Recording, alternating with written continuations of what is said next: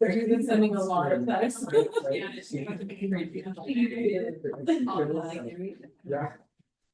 All right, we are going live.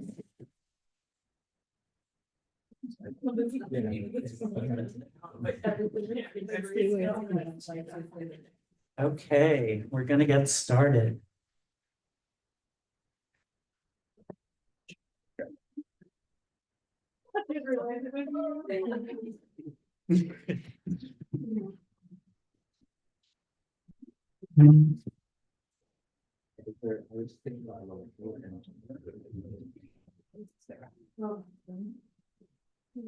Okay, so welcome everyone here in person and to everyone online to this celebration of the paperbacks of Where There Was Fire by John Manuel Arias and The Sea Elephants by Shastri Akella. My name is Greg Newton. I am the co-founder, along with my partner, Donnie Jokum, of the Bureau of General Services Queer Division, which is the bookstore that you are in right now. And the Bureau is an all-volunteer independent queer bookstore that we founded in 2012, and that has been here at the LGBT Community Center since 2014. We have regular bookstore hours, Wednesdays through Sundays from 1 to 7 p.m. And then we often stay open later when we have events such as this. So as an all-volunteer independent bookstore, we rely on donations and sales to keep this machine running. So especially if you know you won't be buying anything tonight, we ask you to make a donation if you're able to. If you are buying something and you want to make a donation, that's even better. There's some change in the bag. There's also the QR code for our Venmo if you want to give that way. And for those of you online, if you'd like to make a donation on Venmo, you can go find us at BGSQD. So I'll pass that around. Before I introduce our authors, I wanted to read a land acknowledgement and a statement of solidarity with the people of Palestine. So the Bureau acknowledges that our organization operates on the unceded land of the Munsee Lenape.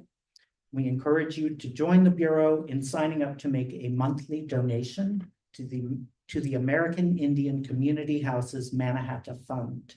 The Mannahatta Fund, according to its website, is an invitation to all settlers and non-Native people who wish to acknowledge the legacy of theft and genocide that comprise the history of New York City and the United States. And you can find out more at mannahattafund.org. I also want to read a statement of solidarity with the Palestinian people. As queer people, we know the pain of being cast out. We have been and continue to be despised by many, even by our own parents, families, and communities of origin. This reality evokes in many of us a deep empathy with others who are likewise seen not as fully human, but as problems to be solved, questions for which the answer is ultimately elimination and erasure. As we watch the ongoing genocide of Palestinians by the State of Israel, carried out with the full support of our own government and funded by our own tax dollars, we witness the inevitable results of defining a people solely as a threat to the safety and well-being of those deemed inherently worthy of life. This horror compels us to speak out not only against the current bombardment and siege of Gaza by the State of Israel, but against the historical and ongoing violent displacement of Palestinians by Zionists and the conditions of occupation and apartheid under which Palestinians have been forced to live for over 75 years. In our longing for a very different reality, we draw inspiration from the words of Jose Esteban Munoz. Queerness is essentially about a rejection of the here and now and an insistence on potentiality or concrete possibility of another world. That's one of my favorite phrases. And that's from his book, Cruising Utopia from 2009. And it serves as kind of scripture for me. So let me introduce our authors. John Manuel Arias is a queer Costa Rican American poet and writer and the national best-selling author of Where There Was Fire, published in the US and the UK, and a Good Morning America Buzz Pick and Barnes & Noble Discover Pick.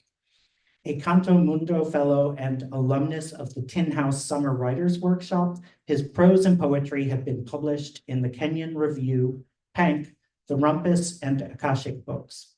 He has lived in Washington, D.C., Brooklyn, New York, and in San Jose, Costa Rica with his grandmother and 4 ghosts. Maybe we'll hear more about that. Shastri Akella is a queer, neurodivergent migrant of color who comes from a working class background.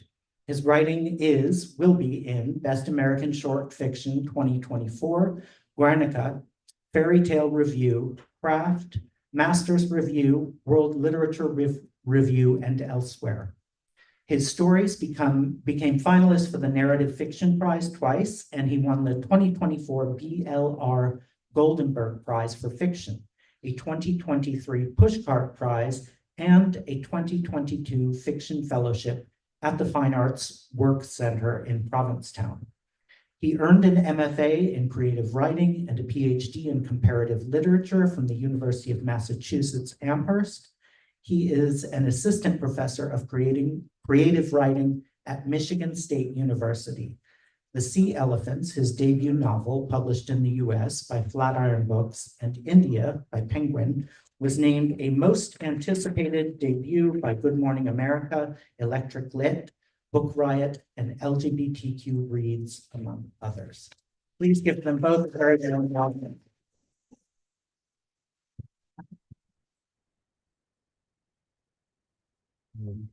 Thank you for being here and thank you for doing this event for me, John. Thank you. I think the last time that we saw each other was at a gay bar in Miami. Yes, I was just telling you how run that.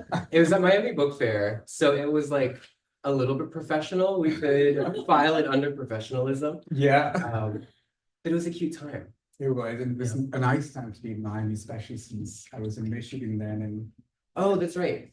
And so when is it? In November? November. Yeah, And so it was cold there. winter stuff, at least not uncommon for it to start snowing by Halloween there. So And that hotel was really fancy. Busher, you were there too. Yeah. right? It was really cool. Sina, I've been hounding John that I want to do this event with him ever since I saw his cover. It's not because- hounding at all. It was an immediate yes. Because I just thought, said this to Carolyn as well, the blue and the warm tones look so good together. They're deserving to just have an event together, not for myself, but just so this can happen. But also this can happen. I know. I mean, tell me, I'm gonna steal it. I've been trying my best to not wear this just so I can show it off as this event for the first time, which was hard resisting the temptation. Got this from a friend in Pakistan last winter, so I've been holding on to it since then. So That's what I do too. I wear something until it shows up on Instagram. And then- So I think I took a picture in this in like 2019. So it's been 5 years. I guess that's my cycle of being able to wear clothing. that's good to know. I mean, and a lot of your clothing on Instagram, like where did you get that? I want that. So I always feel really pretentious because I'm like, it's vintage. I know. I feel like a lot of my best ones are gifts from other people who put It's also cute fabulous. and for aesthetic. So Yeah, yeah, we can give ourselves that. that's credit. really beautiful to own things and to treasure things that are gifts from friends. Yeah. Yeah, especially when your friends have really good taste. Yeah. So since we're talking about covers and aesthetics, I thought a good starting point would be about the covers. I feel like we both Yeah. really lucked out with our covers. So what is the story with your cover? How is it a good face for your book? So we did really luck out, actually. Yours is very gorgeous, and I felt like, what was this, like 2021, I guess? The evolution of this cover wasn't a smooth one completely. It was like a lot of different artists. Someone got COVID, unfortunately, and then someone else didn't get it. And I guess it was a little bit of a odd process. And you know how you do the little questionnaire, the mood board or whatever? I was like do this artist, his name is Rafael Nobre, he's from Brazil, do this, do this, do this. And finally, when all of the options had just not worked out, I'm like, do you remember that Brazilian guy I told you about? And they found him, and he did this in like 2 weeks. And what sold me was this little house. There's a little house there, and it's very common in like Costa Rica, like all the little, I know it's really, I see you squinting. But it's very common in Costa Rica, and so that's what sold it for me.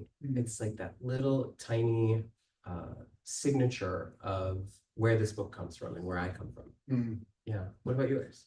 I mean, I really loved that. I did not know any artists who I could contact, but Flatiron got in touch with Dave Littman, and he gave me 6 cover options to choose from. Funny thing was, there was one cover I liked, which didn't make it, but then Chris, my agent, said, I think this cover is better. And I just was in touch with all my friends at the Fine Arts Work Center in Provincetown, and I sent it to all the visual artists. And of course, all the visual artists said this cover is much better. It's not even a choice. Right. And then, so when I got to talk to Carolyn, my editor who's here, I said, oh, I like this cover. And Chris said, thanks for giving me credit, which I did not at all. But I think looking back, it's a great option. The main character of this book is a street performer. And one of the street plays that I was very taken by is about Chitrangada, who's a trans character who's been eliminated from a lot of the translations into English and Hindi. And I did not know about her. And so I, for a second, thought they had invented this character. And they said, no, go read the source material in the original language and you'll see she's there. And sure enough, she had 3.5 full chapters in this large epic. And in the translations, many translations, she's cut out completely. And all the heroic work she does has been distributed among the men in the book, as expected. So this is her mask. So in some way, it just felt really nice that this character who's been eliminated from translation and I received through the voices of these performers has made its way into the cover and has expressed itself again. So that's why I'm especially happy. Yeah. That's beautiful. That's fabulous. Let's see.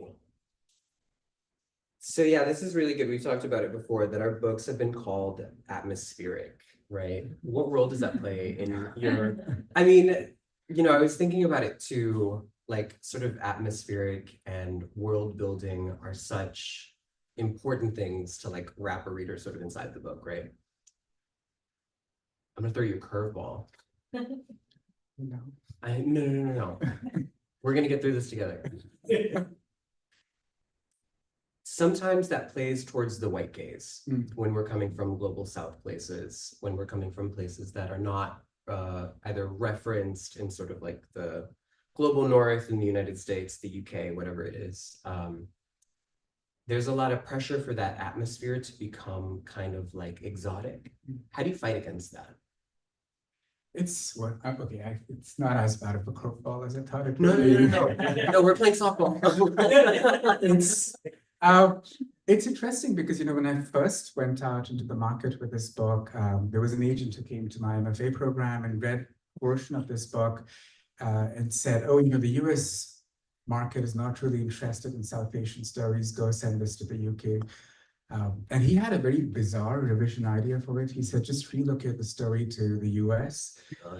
Because the boyfriend is like American who's living in India. He's like, oh, have the boyfriend come to the US. The main character follows him there, and he's a street performer. He performs something beautiful in Madison Square, trying to attract his boyfriend. And this is the most interesting suggestion. He said, have the boyfriend then come up to the main character on an elephant, and the elephant picks him up with the trunk and puts him down. I said, an elephant in Madison Square in New York. He said, yeah. And I said, also, that's not. He said, that's not the aesthetic of street theater. It's like, American readers don't need to know that. Oh my God. So I said, yeah, it's not going to work. I'll wait. I'll send this to somebody else who has a different vision for this book. So I think that idea of exoticization, bringing an elephant and then also making street theater, which is just so basic and aesthetic, to something like that grand. Also, a street performer coming in to New York and getting a show right away, that feels very believable as well. So I think, yeah, there is that fighting against that. And then The other thing I was thinking about atmospheric is stories are not, for the most part, set in the US at all. There is no reference to American geography, which is why the agent felt like that book won't sell here. So to then have it be called atmospheric, I won't lie, it was a little bit of an ego boost because I said it in the place. It means that we're good at it. I said it in a place where I wanted to set it. It's true to the story. I did not. Luckily, neither Chris nor Carolyn had me change the story to meet the American gaze. It was the story that it was, and the editing allowed that essence of the place to rise to the surface. If anything, it is filled with words in Hindi and Sanskrit, and they're not even italicized. Yeah. So I felt definitely that I was able to stay true to the story and still get a compliment. So it's like a win-win for me. Yeah. What Well, about you? So I love that the words that are considered foreign here are not italicized, right? Like we de-foreignize them. I'm making up words now. I felt really, I was glad that it wasn't 10 years ago that I wasn't writing this book, right? Where things would have been italicized, where if you've read my book or you read my book, all the conversations, they're punctuated in the way that Spanish is punctuated. So at the beginning of the sentence, it's an upside down question mark or an upside down exclamation point. And that is for me to constantly remind the reader that this is happening in Spanish. You happen to be reading it in English, right? And so that felt really cool. And that adds to the atmosphere, right? That adds to the reminder that this is set in Costa Rica, it is happening in Costa Rica, the characters are Costa Rican. And like you said, there's really no reference to the United States, right? I was so uninterested in the United States. The only time it's brought up is when the main character sort of exiles herself to DC because she thinks it's like a swamp of hell where politicians and their like aides pay for their sins. But it's never a place of landing, right? It's a punishment. And then she goes back to her real life in Costa Rica. And so, yeah, atmospheric. I really did want to place the reader there. I also we were trying to sell the movie rights. And I think it was Alfonso Cuarón, who's like that famous Mexican director, the same agency that represented him. And they're like, the book is really amazing. We love the writing, but we need more of an American entry point. And I was like, oh, again, right? You need, there's not a trust that we can be sort of sellable, that we have a right to tell our stories because it's not marketable or things like that. Yeah. Yeah, I think to be able to still tell our stories, I was talking to Roma about this, where stories have a life beyond the time they're released. We tend to focus so much on what is the attention it's getting in the moment, which list did it make it out to, and which producer is picking up the movie rights. And sometimes it takes years for that transition to happen. I think the only thing we can do is to stay true to our stories and tell them the way that feels true to the act of storytelling itself. I love that because it's so easy to forget that, right? There's such a difference between being a writer and being an author, right? And it's like the job and the pressure of the job where everyone's reminding you, like you said, this list, this prize, this thing, that thing.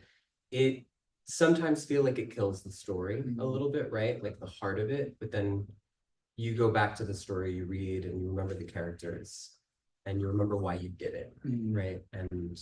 And it was to tell the story, not necessarily write a book, if that makes sense. Yeah, I was just telling one of my friends, so I'm on this artist visa now, and it's the official language for it is it's called Alien of Extraordinary Ability.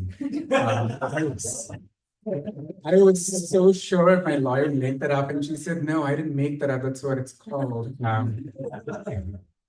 And so part of that is also like, well, you need to put all these works out. I said, I can't just produce them. I'm not a machine that'll just put things out. So Yeah. That's bananas. yeah. That's either the title of a poem or a novel. I'll let you choose. I hope this is a nice point to, since we're talking about atmospheric, to hear a little bit from your work. Yeah, let's see. I never actually know what I want to read until I'm like right in front of people. So it's a really toxic trait of mine. But I really do have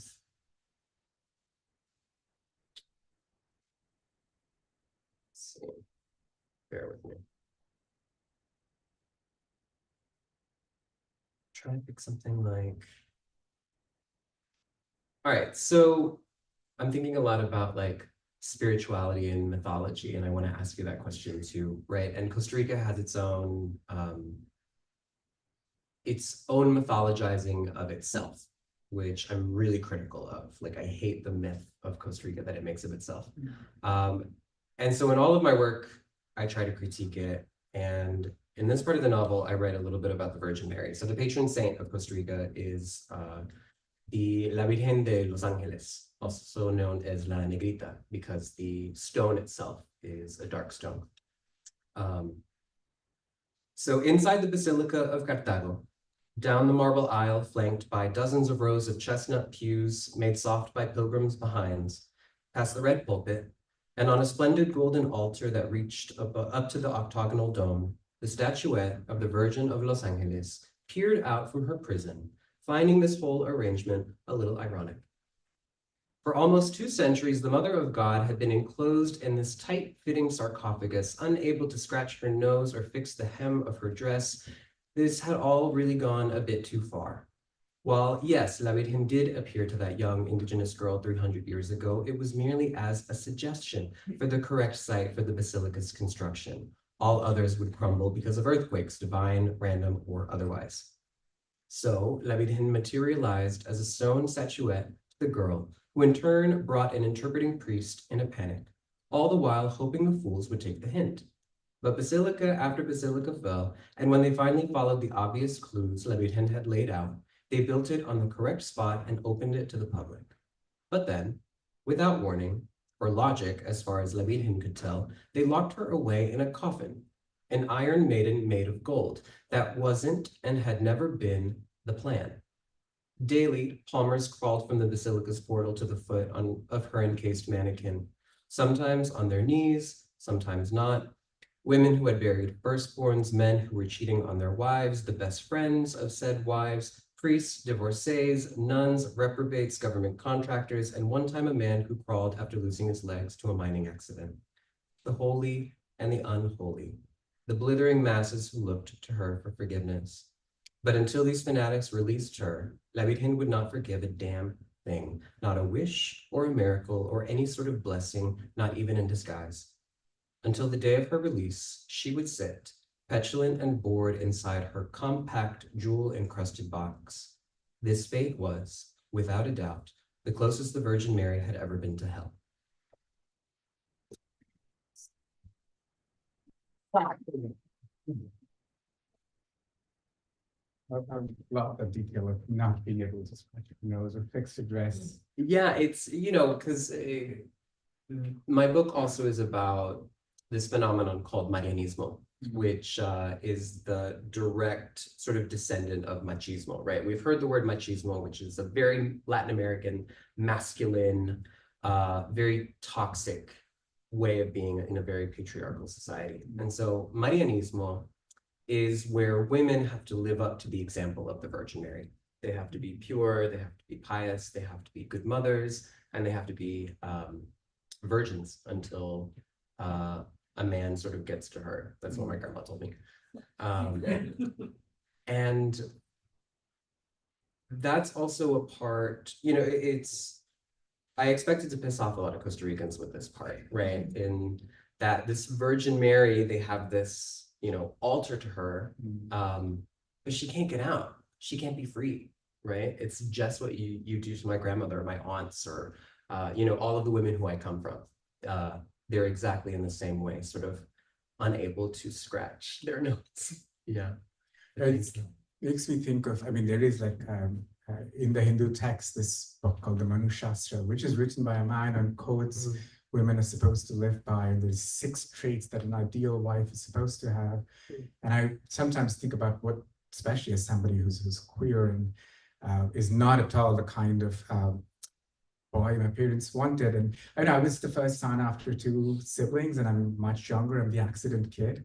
My oldest sister is 14 years older, and the other sister is 12 years older, so I was not meant to be.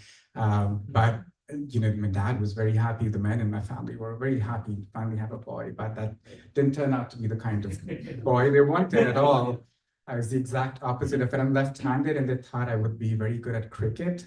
The first and only time I That's tried, where that came from in the novel, that little Yeah. inspiration. Yeah.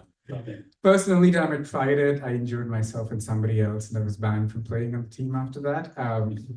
But it makes me think of what happens when you have to live the rules that somebody else has set for you. Yeah. How does it, like the way she's sort of constricted? What does it keep you from telling? What stories are you not telling? And how does it not only affect you, but those who come after you, right? So I was just also, that made me think of, how secrets and what is haunting and perfect for October. Yeah. Spooky season. Yeah. And I think there cannot be a haunting without a secret. Like something has to be buried and not be told for a haunting to happen. It's like this idea of when a family moves into a house and there's like a supernatural phenomenon there that can only haunt them if there's secrets between them. If it's a very happy family, the demon cannot sort of make its way, and that's the rule. So how do you think of secrets and haunting in your work, but like, not just with this book, but writing in general? My family is so full of secrets that every time I talk to anybody, I learn some new sort of horrifying fact. Maybe not horrifying, I think I'm being dramatic. But in fact, I don't necessarily want to know. And I had to include that in my book because, the critique of the family is also the critique of the nation, right? So critiquing Costa Rica in that it has so many secrets. It tries to keep buried, right? Its own history in genocide, its own history in slavery, right? And it all boils down to the sort of like nuclear family. And with these foreign interests as well, right? My book's about the banana companies and it's about cover-ups and everyone is trying to keep secrets.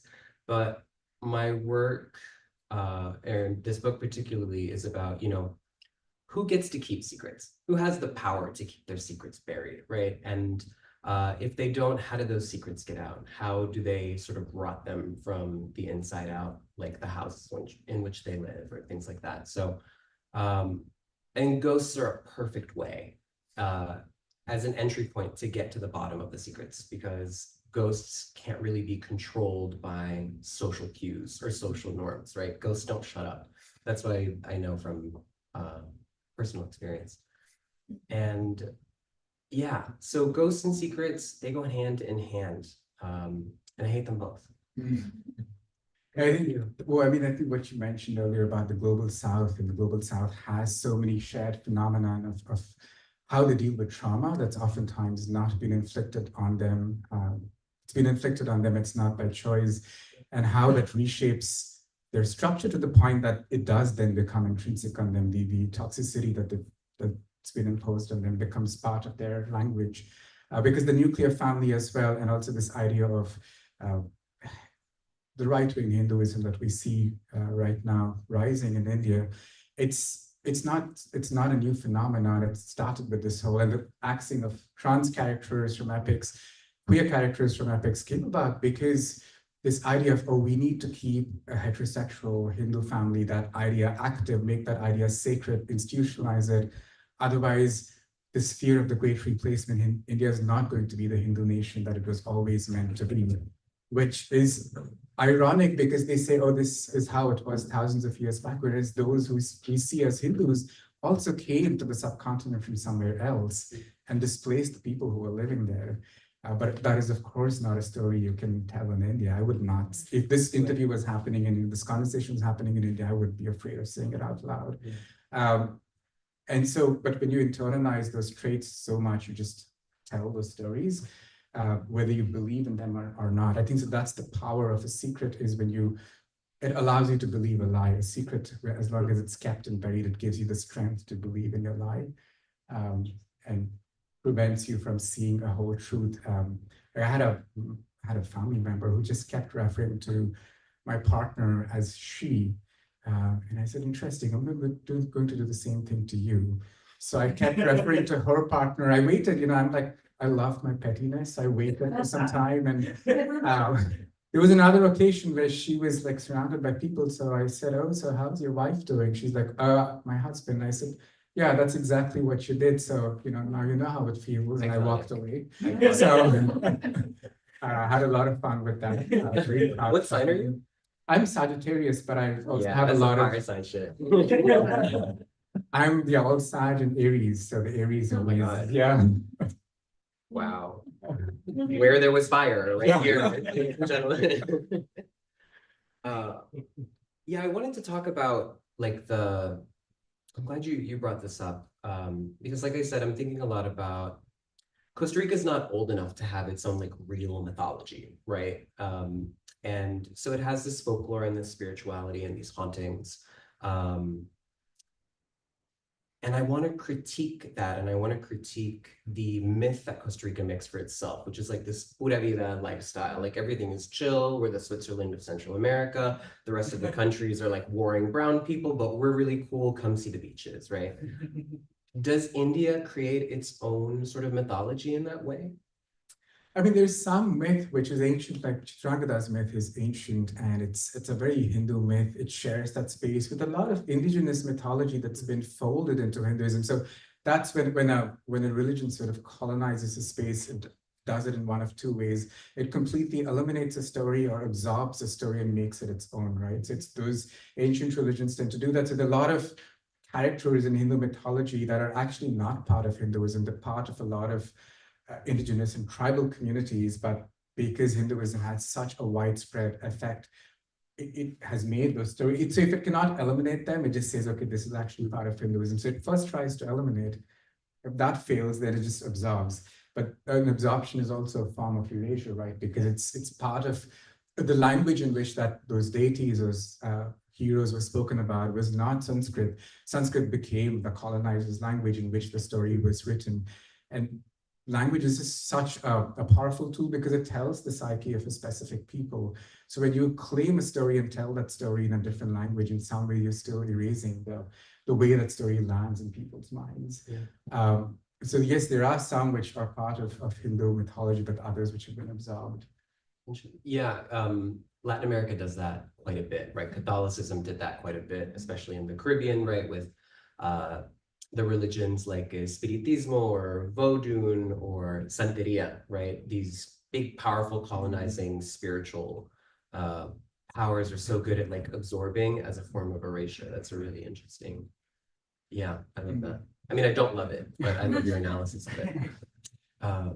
Do you want to read a little bit? Sure. I kind of have the opposite problem at overplan, and then I still have to choose because I've like chosen 4 sections, but I don't know which one. Well, we are at the Queer Book Center, so I'll read a section which I've not read before, which is with a scene between the main character and his boyfriend, Mark. Later, well past midnight, after all my boyfriend's friends, Sue, Sagar, and Karan, lay sprawled across the floor and shared the warmth that people generate when their lives rub together, I went out. I stood on the balcony, surrounded by the fiercely fragrant hill jasmine.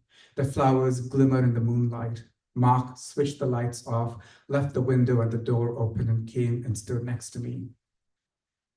Now you have my story, he said, more or less. You left out the most important detail, I reminded him. Mark smiled. He'd never had a boyfriend, he said, but he did have his share of flings after he got into college. He and his fellow faggots practiced a particular breed of whoring. As the night thickened, the carnal led to the romantic. They were a generation, like every generation, raised on Hindi cinema.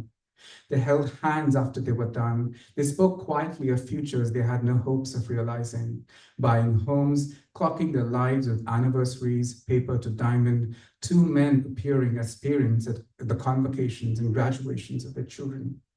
When morning bleached the night, they went their separate ways, returning to their cages of daylight, and on the buses that took them back home, on the trains that returned them to their hometown. Yes, they traveled to meet their one-night lovers like pilgrims. They were pinched by grief, the heft of it at odds with the duration of their contact. They never saw each other again. They tasted in breaths and snatches a lifetime that in another version of reality might have been theirs. Were you ever with girls? I asked. Once, he said. I wanted to see if maybe I swing both ways. I so desperately hoped I would. Did you? I asked. He smiled and I got my answer. I'm happy we stand a chance, he said. I said, well, I'm already picturing our wedding invites. Gore Dadaji weds curry kid. He said, did you just call me a granddad? I'm 27, you little shit. At 24, I said, 27 seems as old as the hill. He shook his head, turned and looked down at the two puppets in his Jeep, identifiable by the bright fabric, their features, big painted eyes, aquiline noses, bright red mouths, indistinct, all of them distinct even at this distance. Those are for you, I said, my gift. He didn't ask me why I had chosen them as my first gift to him, and if he had, I wouldn't have had an answer for him.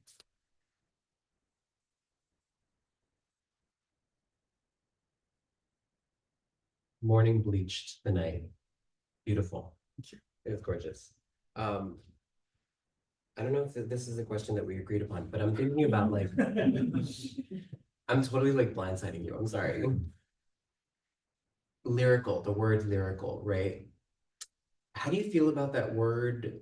Because your words are so beautiful, your sentences are so gorgeous. You put so much thought in the same way that I think that I do, right? I see the care there. I see the tinkering, but also just like you paint with words. How do you feel, one, about the sentence, and two, about sort of the word and the idea of lyric? I mean, I cannot write poetry at all. When I was in the MFA program, we had to take one workshop in the opposite genre. And I kind of cheated by writing, called them prose poems, but it was flash fiction. My professor luckily let me get away with it. Something about, for me to be able to write, there has to be a story, there has to be a character I follow. So narrative is how my brain works with. But I think for me, like sentences, like having a sentence sound a certain way is incredibly important, which can be very frustrating. I mean, as I'm sure you know, a certain sentence, when you read a work of fiction, sometimes a sentence just has to do choreography. A character has to get up from the chair, cross this room and have a glass of water.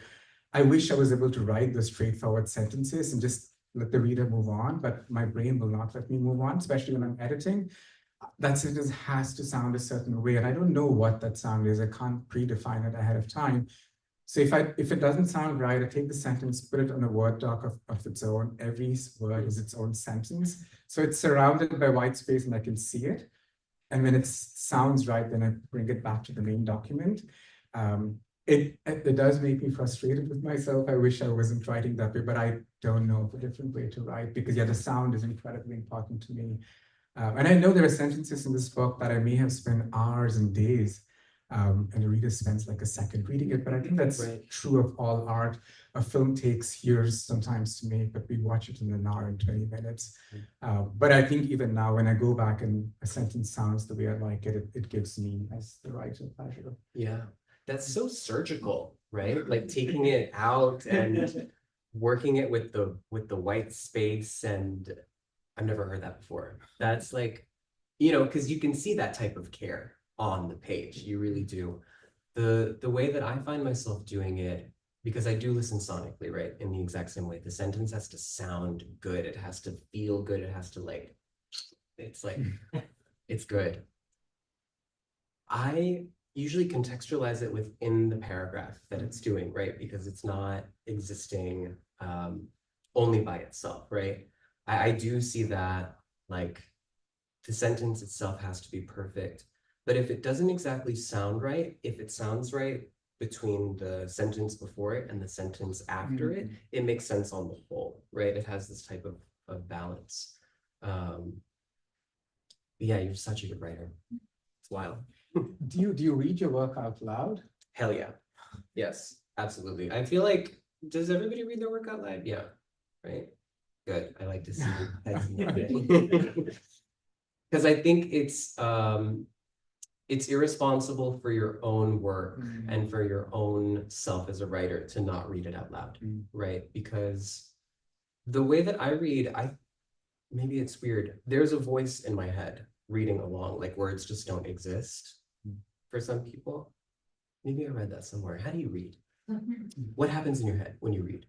When I'm reading it out loud or quietly. No, I think quietly, yeah.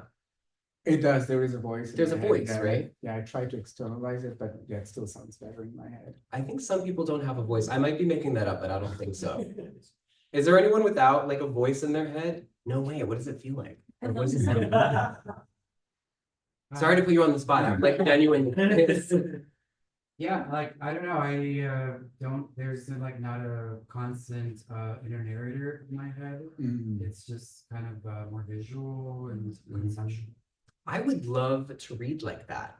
I feel like I write like that. I feel like sometimes I'm just watching a movie and it's sort of coming out on the page. What about you? Like, how do those things come to you? How do images come to you, or scenes? Do they flow? Are you watching them? Are you intentional? I mean, for me, language is the way I access image. If I don't find the language for it, the image for me refuses to form. So I have to find the exact right verb that activates the image, the exact noun that materializes it in my mind. So that way it's like very textual. They say if you're so linguistic, you're very logical. I'm not logic. Like logic in my brain is just non-existent. I don't make any decisions driven by logic. So that You're in Aries, there's logic. I mean, you have Aries, there's logic there. is, I mean, when I It's gotta be. when I worked with Street Theatre Troupe, I was working for Google, and I took a 3-month leave on loss of pay to work with them, and my dad was horrified. He said, "Street theater isn't those people who like go from one place to the other, sleep on railway platforms, and collect money in a hat." I said, "Yeah." He said, "You took a 3-month loss of pay to do that." I said, "Yeah." I couldn't understand why he was so horrified. Yeah. So I think, yeah, I just have, maybe it's like my own internal logic that's not in alignment with known forms of logic. But yeah, for me, language is the way to access reality within the story world. Was that a part of your research? Like doing that particularly? Like, Yeah, I mean, I knew the main character would leave home, like run away from home and kind of join the circus. I just had to figure out what his circus would be. And then when I saw a street theater perform, I just knew I wanted to work with them. So I went and spoke to the theater chief, who's in the novel, he's very like conservative. He's not like that in real life. I did have does he know it's about him? yeah, I mean, I told them, and so before I even started sending it out, including to that agent who wanted me to relocate it to the US. Before that happened, I had I translated the chapter because I speak Hindi. I translated all the street theater chapters into Hindi and gave it to them. And he read it and he said, like, "Oh, the stories are fine. Why did you make my character look so terrible? I'm like so conservative." I said, "Well, the story just needs it." He's like, "Okay, fine, that's." Right. He was able to separate himself from that. Okay, that's cool. Did you end up doing a lot of research for your book? I did. There was quite a bit of research. So this book, the first sentence was written in like 2009, and what it published last year. So it was like a 14-year, very long journey. Yours also took a while, right? 8 years? 8 years, yeah. Yeah, I feel like 8 years is much better. Like I'm gonna pray that my next book takes 8 years, right? Because that 14 was not a good idea. It was a terrible idea. But throughout all of that, right, throughout 14 years, there's so much passive research happening, right? Being inspired by what you're watching, being inspired by what you're reading, interviewing family members, interviewing people in the community, and even like passively, when you just listen to people, I count that as research, like paying attention to what they say, how they act, all of these things, because it's going to go on the page. I think that in itself is a form of research. And then just like textual, archival, all that stuff. There's definitely quite a bit. Yeah. So you've already started thinking about your next work. I'm thinking about a lot of stuff. There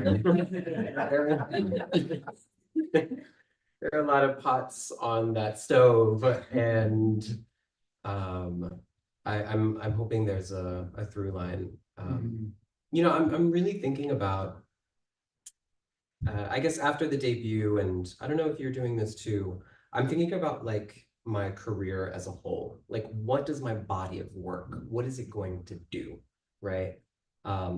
And I want my body of work to critique the systems that I hate, especially, and not be afraid, because there's a really big problem with first generation, especially Latin. I'll speak to Latin American writers, like Latinx writers, to romanticize home and to not critique the systems that oppress people there, right? So the border is this this really interesting liminal space where there is salvation on this side, right, of the Rio Grande, and then back home, there's a lot of trauma, there's a lot of pain, but then there's a romanticization of that as well, which is really weird. And so what I want to do is I want to put my work right in Costa Rica, and it looks around and it says, this is fucked up. I hate this. You treat people this way. And being as honest as possible. What about for you? Do you think about that, like your body of work? I mean, I'm working on a second book now, and I do sometimes wonder, the other writers in this room, so maybe you could say how you feel about this as well. Like oftentimes when you look at a body of work or writers brought up Korea, I think sometimes institutions and even immigration that decides, is this a person, an alien of extraordinary abilities? One work has nothing to do with the other. Is it still seen as one writer's body of work? Because my next book, there was so much queer trauma in this. My next book is a work of fantasy, critiques migration very much so, and who we treat as a migrant in this country, and who is treated as a migrant of privilege, and who has to claw their way in, who has to wait 25 years for the green card, who has to wait 104, it's an actual number, I didn't pull that out of my hat, who has to wait 2 years, and who gets to make those decisions. It's not the individuals, it's not the people who are migrating, right? So that is something I wanted to talk about, migration. It's set in the US, but I wanted to bring it through a lens of fantasy, just to give it some kind of levity in the story, because yeah, I did not want to write another book that brought queer trauma into the story. I said, I just need some breathing room from that. Right. And having, You as the writer needed that? yeah, and because having gone through a lot of queer trauma with my own family, even just this summer, it was intense. I just needed some space from that. And yes, this world that I'm building has issues of migration that it's working through, but in that world, queerness is fully accepted. I'm like, I'm going to create this world. Whatever I want can be true in this world. I don't need to, stay true to the external reality. So that was a conscious choice I made, but I do think about how it's a very different book from The Sea Elephants, and how 10 years, 15 years from now, when the say 3 books that have nothing to do with each other, how would they read as a body of work? I love that. That's cool. Are you done that project? I've done a very, very rough draft, and I've done my research in the main character is from Ireland. So, yeah, I mean, very briefly, it's set in this future. So it started because it's like this mayor from Texas back in 2019 put up this fabricated demographic chart saying this is the first time white America has become the minority. We are 49%, and rest of America is 51%. We need to fix this problem, otherwise our children will not know the America we knew. And his solution to that was we should offer tax benefits to white couples to have kids. And so if you're a white couple and have 2 kids or more, then you're tax-free. And you sort of reverse the logic. If you're a person of color and no kids, you're tax-free. And that got retweeted about 86,000 times before somebody reported it as fake news, and it got pulled down. So as a joke, I told my then housemate that, instead of going through all the trouble, they should just give political asylum to vampires and count them as Caucasians. So that's what the story is about. It's about vampires being given political asylum and coming to the US. I want to buy it. I want to buy that right now. That's fantastic. So is there like a specific project you're working on that you want to talk about, or are they all still in the pots? So my second project is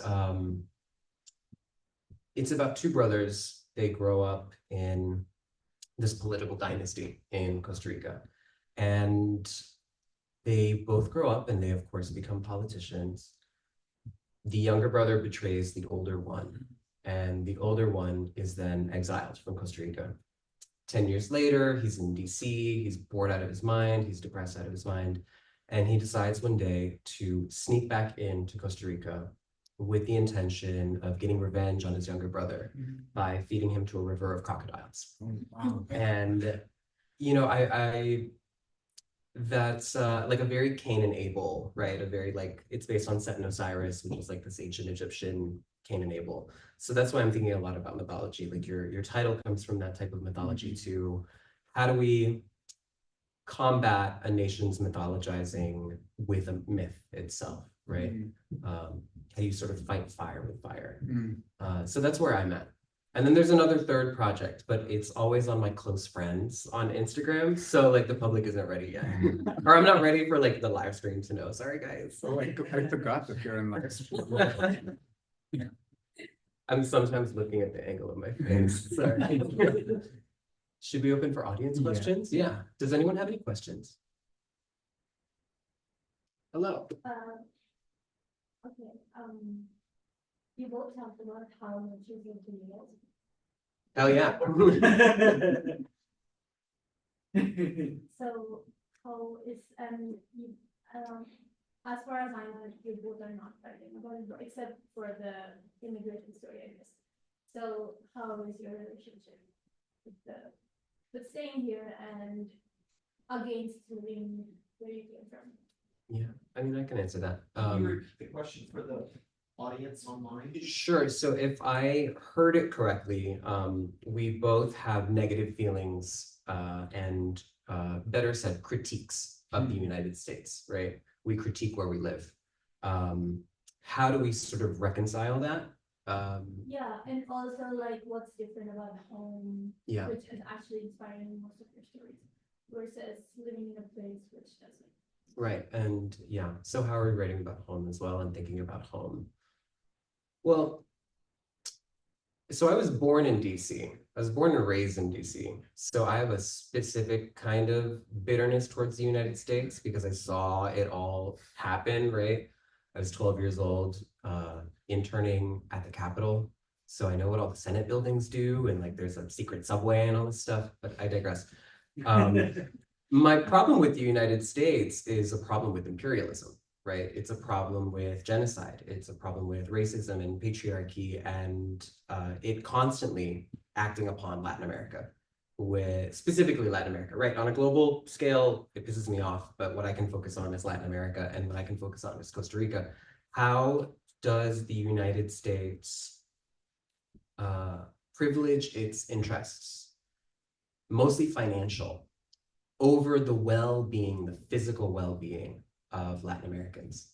How far, how many bodies will it pile up in order to make a buck, right? How many people will it sterilize to give us a banana here at our bodega, right? So that's where my critique comes from. So I live here and I'm pissed off all the time, right? But that's just because I'm pissed off at empire. And I would be pissed off at empire in Costa Rica too, or I'd be pissed off at empire in some island in Greece. But facing it here specifically very much pisses me off. I think for me, it goes back to what you had earlier said about conflating the identity of family and nation, right? It's in India that is so hard for me to separate because I feel like I'm constantly hitting a wall no matter how much I try. I was just sharing this story earlier with Carolyn, and I was in India this summer, and I'm not going to go too much into it, but I had an aunt who was doing black magic on me to sort of kill my desire. And it was such a weird experience because I was in my room with my door closed, and about 6 a.m, I wake up to hearing like a muttering in the room. And I believe very much in ghosts. Of course, my first thought was the ghost in the house. I wake up and I see this strange man standing over my head and like chanting. I'm like, what are you doing? And right next to him, then I noticed my aunt, she's like, don't disturb him. So eventually, of course, with India, as I'm sure you would know, bribing gets you a long way. So I sort of bribed this man to stop doing what he was doing. And I said, whatever my aunt's offering you, I'll pay you the double of Oh my it. God, the Uno reverse. God bless the American dollar, because I was able to like pay him off. But that is the thing, that idea of what a person is, that personhood is not drawn from that individual. It's so inherited from what is a Hindu family in India mean. And whatever her intention may be, I knew it was impossible for me to fight that. But as somebody who came to the US as a complete outsider, I was able to find people who separated individuality and communities more like from broader social or national narratives. So I found my own family, and I think those of us who live in the fringes, we always go out into the world and find our own family. That became much easier for me as a complete stranger in this country. I was able to find people who accepted and respected and in fact insisted that I be who I am here, which is why this country, despite my critique of its practices at a political and national level, is the place where I've always found my people. I think it was somebody had some interview where Ilhan Omar was asked, you criticize this country so much, then why do you live here? And she said, because I really care for this country. I do believe this country can be a safe space for so many people. And sometimes when you care for someone, you tend to be more critical of them. So in some ways that critique comes from a deep sense of caring. Thank you for your question.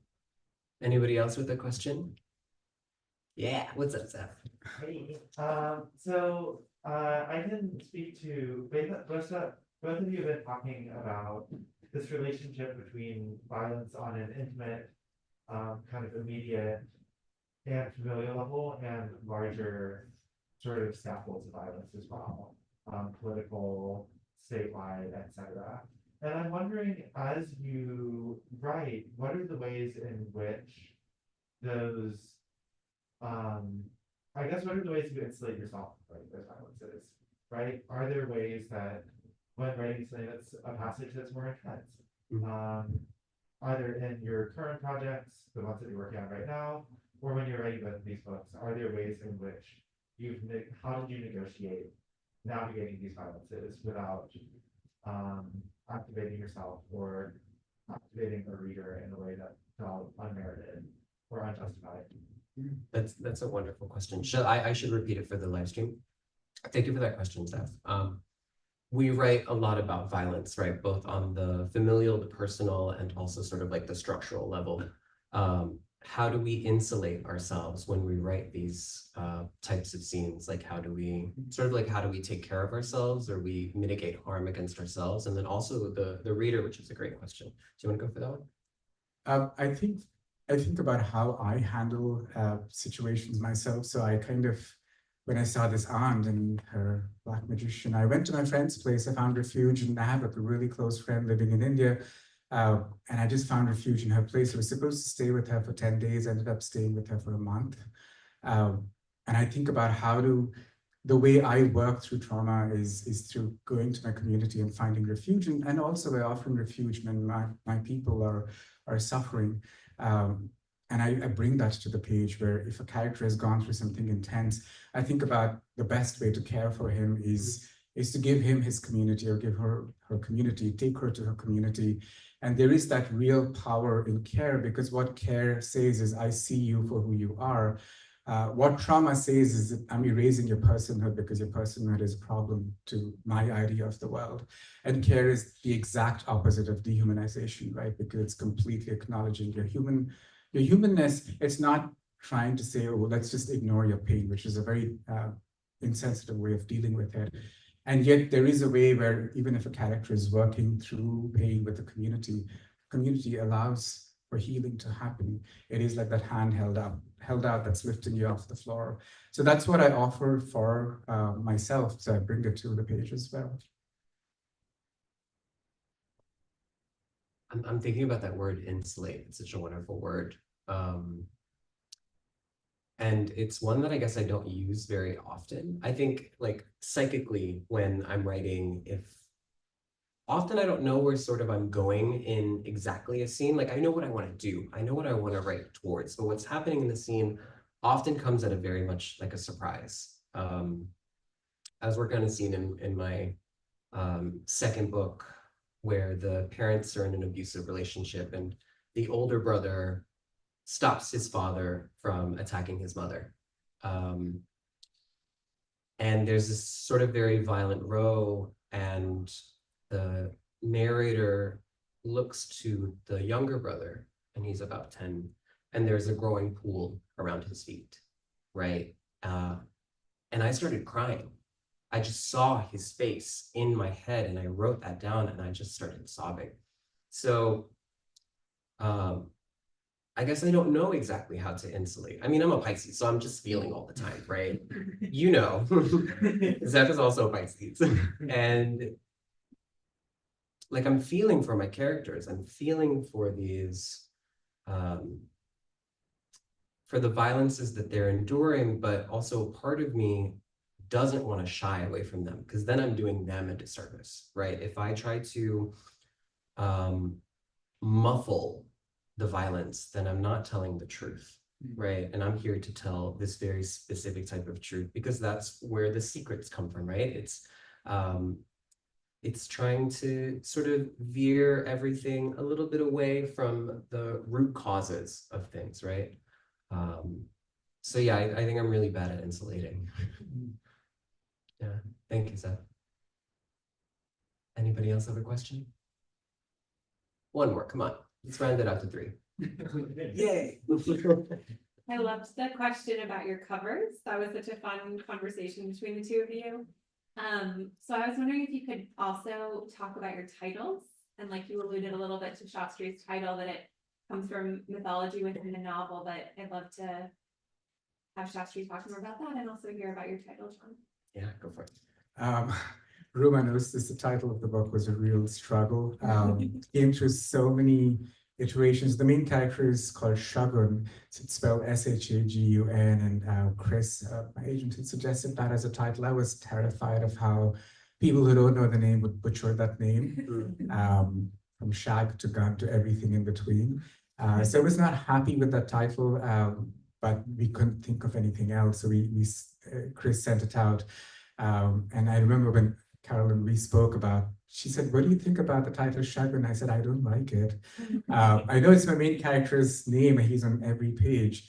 And I just also somehow wanted the word elephants to be on the title, because Southern India, where I live in, the hills there, there is like the highest overlap of human and elephant concentrations. They're very much a part of the ecosystem. The Elephant Whisperer is set in those hills, the film that won the documentary award. And of course, the sea elephant myth is like very central. It's how the main character kind of comes of age. So I wanted that word in the title, and then Carolyn said, what if you just call it the sea elephants? I said, oh yeah, that's... Do this to brag about my title ability. I know but that is the truth. And then I said, oh, that's the title. So, and I immediately called Chris up. I said, we found our title. It's called Sea Elephant. So I was just really happy with that. Yeah. It's such a good title. Because there are two things that, like, I love a title when it has like competing images. It makes me think of like elephants in a sea, and it jars me in a way. And you know, I really love that. My book was originally titled, before we went on submission, was titled Santa Teresa. If you've read it, it makes a lot of sense. But my agent actually was like, it's harder to sell a book. This is back in what, 2019, 2020. It's harder to sell a book with a name. So she's like, just go through sort of some titles if you want. And God, I came up with awful titles. So many of them were so bad. But I started thinking about my grandma, who I talked to multiple times a week. And every time I talk to her, every conversation, there's another idiom. There's another just random saying where I'm just like, girl, where did you?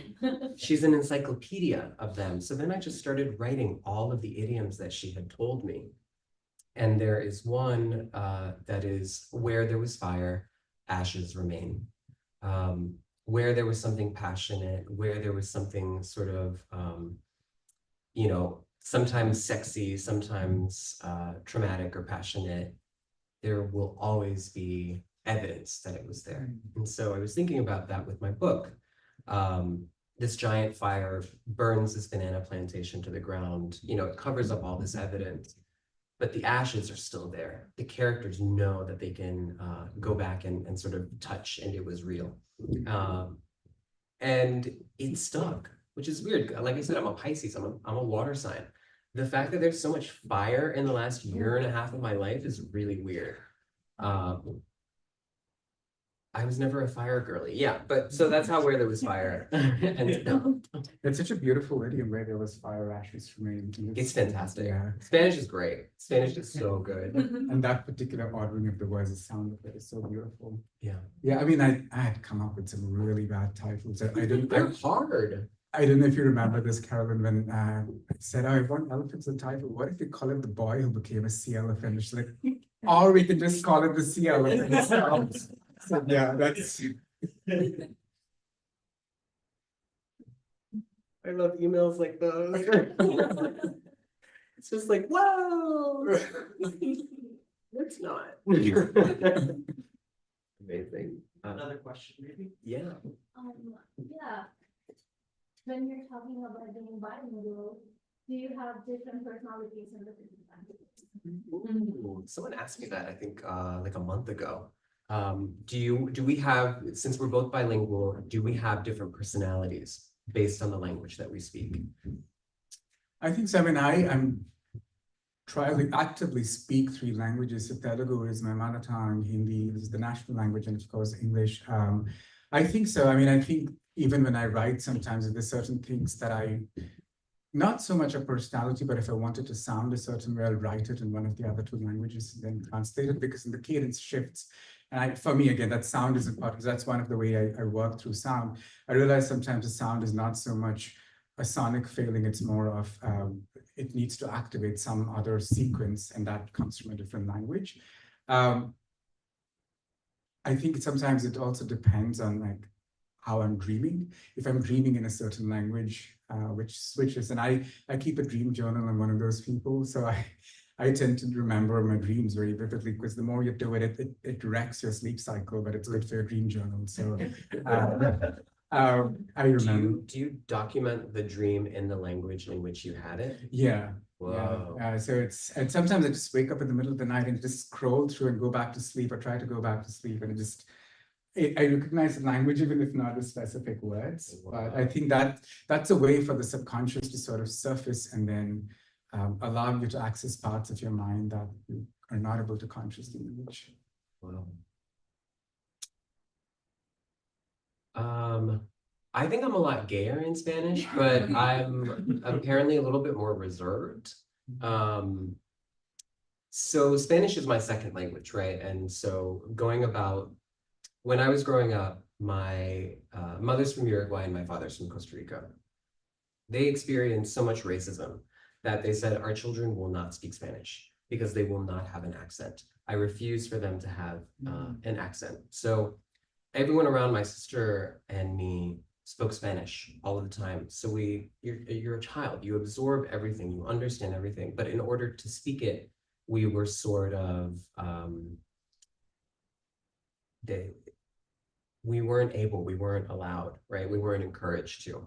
And so when I grew up, when I was 18, 19, I started this book, and this book is set in Costa Rica.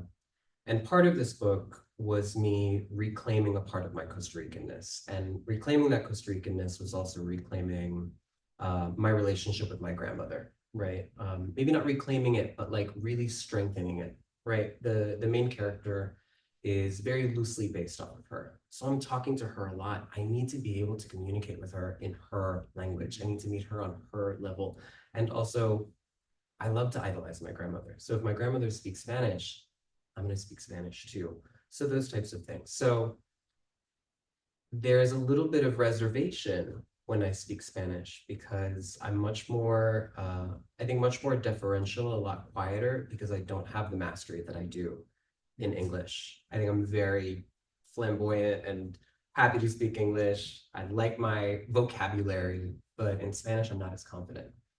But I still think I'm a little gayer. I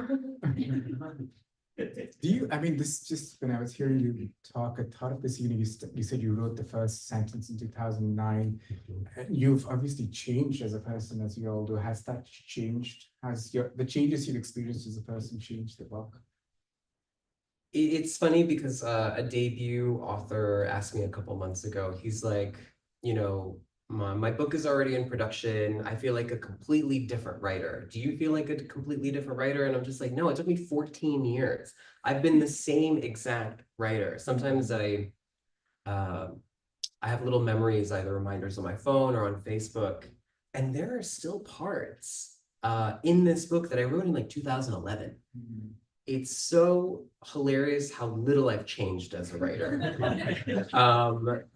And I'm not mad at that, right? I feel like there's this unspoken pressure for writers to hate who they used to be, to be embarrassed by what they used to write.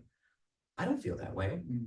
You know, 18-year-old John was doing his thing with the tools that he had, and expressing himself in the way that, you know, he wanted to. I'm not going to be embarrassed by that, right? If we evolve, if we advance, that's cool, but I'm never going to be embarrassed of that. Yeah, or feel like it's not me. What about you? I mean, I changed as a person. I used to not read at all till I was 25. Started writing this book at 29 when I was in the MFA program. In the first draft, I was asexual. So this guy was asexual. And then my MFA prof read it and said, this is dying to be a gay love story. And I was so mad at her. I went to her office and said, why would you say that? He's asexual. And she looked at me with very kind eyes and said, well, it's clear that he's gay. It's okay for him to be gay. You know, he can be whoever he wants to be. I'm sure he'll find friends. I took therapy and I came out on the last day of a workshop. And then, of course, I had to rewrite the whole book. I couldn't just do find, replace friend with boyfriend. It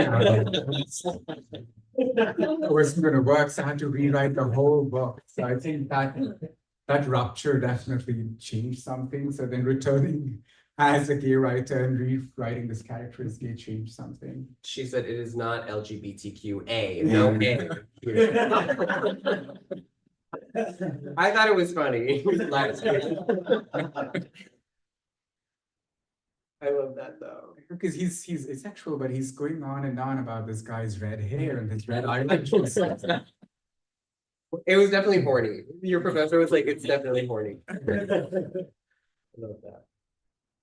How are we doing on time? We could talk forever. I know. Yeah. I feel like we went completely off script. Yeah. I made sure of that. I'm always just like, scripts. We're good on time. Anybody else have any questions? No. Anything you want to talk about? No, I think just feel like I forgot that's in live stream and I burned a few bridges in case anybody else. I was trying to be careful. That last trip might get me canceled though. Well, thank you, everyone. Thank you. Thank you so much.